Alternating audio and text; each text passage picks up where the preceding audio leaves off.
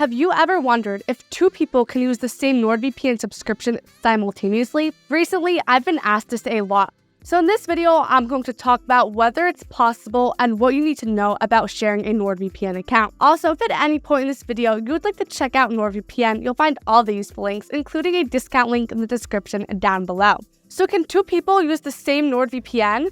Well, the answer is yes, but with some limitations. Let me explain. NordVPN allows multiple devices to be connected under one subscription, which means that you and another person can use the same NordVPN account to secure your online connections simultaneously on different devices. Now, NordVPN allows up to 6 simultaneous devices to be connected, which means that you and another person can share up to 6 devices at the same time. However, keep in mind that while NordVPN does allow multiple connections, exceeding the device limit specified in your subscription may result in one or both users being temporarily unable to connect until a slot becomes available.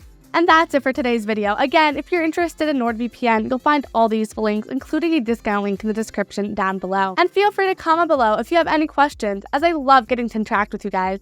And like and subscribe if you found this video to be helpful or would like to stay up to date with future videos. Thank you so much for watching, and I'll see you guys in the next one.